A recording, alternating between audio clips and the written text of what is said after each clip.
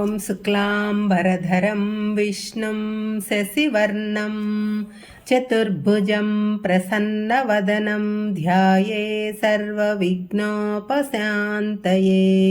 ॐ श्रीकृष्णपरब्रह्मणे नमः। श्रीमद्भगवद्गीता अथ त्रयोदशोऽध्यायः। क्षेत्रक्षेत्रज्ञविभागयोगः। ఈ అధ్యాయంలో రెండు పదాలు మనలను పలకరిస్తాయి. క్షేత్రము అంటే శరీరము, క్షేత్రజ్ఞుడు అంటే శరీరములో ఉండే ఆత్మస్వరూపము. త్రిగుణములతో కూడిన మనోబుద్ధి, అహంకారాలతో, పూర్వజన్మ వాసనలతో, ప్రాపంచిక విషయములతో కూడిన సూక్ష్మ శరీరం స్థూల శరీరంలో ప్రవేశించింది. ఈ శరీరానికి చైతన్యం ప్రసాదిస్తున్న ఆత్మస్వరూపంతో సంగమం చెందుతుంది. అప్పుడు ఆత్మ జీవాత్మగా మారుతుంది. ఈ శరీరంలో ఉన్న జీవాత్మ ఈ శరీరమే తాను అనుకుంటున్నాడు. తానే అన్నీ చేస్తున్నాను అనే కర్తృత్వ భావన, అహంకారము కలిగి ఉంటాడు. అదే మాయ, అజ్ఞానము. ఈ మాయలో, అజ్ఞానంలో పడిపోయి నిరంతరం సుఖములు, దుఃఖములు అనుభవిస్తాడు. ఈ శరీరము పంచభూతములు అనగా గాలి, నీరు, అగ్ని, ఆకాశము, భూమి వీటితో ఏర్పడింది. ఇది అందరికీ తెలుసు. ఈ శరీరానికి స్వతహాగా చైతన్యం లేదు, జడము. ఆ పరమాత్మ ఆత్మస్వరూపుడుగా ప్రతి శరీరానికి చైతన్యం కలిగిస్తున్నాడు. అందుకే ఆత్మ శాశ్వతము, శరీరం అశాశ్వతము, నశించిపోయేది. క్షేత్రమునకు క్షేత్రజ్ఞుడికి ఉన్న భేదం ఇదే. ఇంకా ఈ అధ్యాయంలోకి ప్రవేశిద్దాం. కిందటి భక్తి యోగం అనే అధ్యాయంలో కృష్ణుడు అర్జునుడికి భక్తుడికి ఉండవలసిన లక్షణాలు చెప్పాడు. అప్పుడు అర్జునుడు కృష్ణుని ఒక్క ప్రశ్న అడిగాడు. 13వ అధ్యాయంలో మొదటి శ్లోకం. అర్జున ఉవాచ ప్రకృతిం పురుషం చైవ క్షేత్రం క్షేత్రజ్ఞమేవ చ ఏతద్వేదితుమిచ్ఛామి జ్ఞానం జ్ఞేయం చ కేశవ. కృష్ణ, నీవు ఇదివరకు ప్రకృతి అని, పురుషుడు అని, క్షేత్రము, క్షేత్రజ్ఞుడని, జ్ఞానము తెలుసుకున్నది అని, జ్ఞేయము తెలుసుకోదగినది, వీటి గురించి చెప్పావు.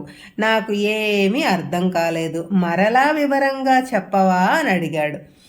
ఈ 6 పదాలు వేదాంతంలో అక్కడక్కడ కనపడే సాంకేతిక పదాలు. ఈ 6 పదాలను అర్జునుడు చిన్నప్పటి నుంచి వింటూనే ఉన్నాడు. ఇప్పుడు కూడా కృష్ణుడి నోటి గుండా విని ఉన్నాడు. కానీ వాటి గురించి అర్జునుడికి పరిపూర్ణమైన అవగాహన లేదు. అందుకని వీటి గురించి చెప్పమని కృష్ణుడిని అడిగాడు. దానికి కృష్ణుడు ఈ విధంగా సమాధానం చెబుతున్నాడు. భగవద్గీతలో 700 శ్లోకాలు ఉన్నాయి. కొంతమంది 701 శ్లోకములు ఉన్నాయి అని అంటారు. 701 శ్లోకమే ఈ శ్లోకము. చాలామంది వ్యాఖ్యాతలు ఈ శ్లోకానికి వ్యాఖ్య రాయలేదు. జగద్గురువులు శ్రీ శంకరాచార్యుల వారు కూడా ఈ శ్లోకానికి వ్యాఖ్య రాయలేదని పెద్దలు చెబుతారు. భగవద్గీత పూర్తిగా కృష్ణార్జున సంవాదము. అర్జునుడు ప్రశ్న అడిగితే కృష్ణుడు సమాధానాలు చెప్పటం. ఈ అధ్యాయంలో ఈ శ్లోకం తీసేస్తే అర్జునుడు ప్రశ్న అడగకుండానే కృష్ణుడు సమాధానం చెప్పినట్టు అవుతుంది. కాబట్టి ఈ శ్లోకం అవసరమైంది. కాబట్టి వివాదాల జోలికి పోకుండా ఈ శ్లోకాన్ని కూడా మనం చదువుకోవటం వలన ఎలాంటి నష్టం లేదు. 2వ శ్లోకం. శ్రీ భగవానువాచ ఇదం శరీరం కౌంతేయ క్షేత్రమిత్యభిధీయతే ఏతద్యో వేత్తి తం ప్రాహుః క్షేత్రజ్ఞ ఇతి తద్విదః. ఓ కుంతీపుత్రుడవైన కౌంతేయ, నీ స్థూల శరీరము క్షేత్రము అని చెప్పబడుతూ ఉంది. ఇది శరీరము అని ఎవరు తెలుసుకుంటారో అతడే క్షేత్రజ్ఞుడు అని ఈ రెంటి గురించి తెలిసిన వారు చెబుతుంటారు. ఇదం అనే పదంతో ఈ శ్లోకం మొదలైంది. ఇదం అంటే ఇది, చూడబడేది. నేను ఈ పుస్తకం చూస్తున్నాను అంటే నీవు వేరు, పుస్తకం వేరు, చూసేవారు వేరు, చూడబడేది వేరు. ఇదం అంటే చూడబడేది. చూడబడేది అంతా క్షేత్రమే. చూసేవాడు తప్ప మిగిలింది అంతా క్షేత్రమే. ఈ ప్రకృతి అంతా క్షేత్రమే. ఈ భూమి, గ్రహాలు, గెలాక్సీలు అన్నీ క్షేత్రమే. ఇదం అంటే ఇది అనే పదానికి సమాధానంగా వచ్చే ప్రతి పదార్థము క్షేత్రమే. తెలుసుకునేవాడు తప్ప మిగిలింది అంతా క్షేత్రం. ఇది అభిధీయతే అంటే క్షేత్రము అని చెప్పబడుతూ ఉంది. కానీ మనం ఈ శరీరమే నేను, నేనే ఈ క్షేత్రము అనే భావనలో ఉన్నాము. కాబట్టి ఇదం శరీరం అంటే ఈ శరీరం అనే క్షేత్రము అని కృష్ణుడు చెప్పాడు. ఇదం శరీరం అంటే ఏ శరీరం మన చేత చూడబడుతూ ఉందో దాన్ని క్షేత్రము అని అంటారు. క్షీణించే గుణం కలది క్షేత్రము. క్షీణించడం అంటే మార్పు చెందటం అని కూడా చెప్పవచ్చు. క్షీణత అంటే ఏమిటి? కలుసుకున్నది, విడిపోవటం. ఈ శరీరాన్ని తీసుకుంటే ఇది పంచభూతములైన నీరు, గాలి, అగ్ని, ఆకాశము, భూమి అంటే పదార్థము. వీటితో కలిసి శరీరంగా రూపుదిద్దుతుంది. మరణించగానే ఈ పంచభూతములు వేటికి అవి విడిపోతాయి, తమ పూర్వజన్మ స్థితికి చేరుకుంటాయి. దీనినే శరీరం పంచభూతములలో కలిసిపోతుంది అంటారు.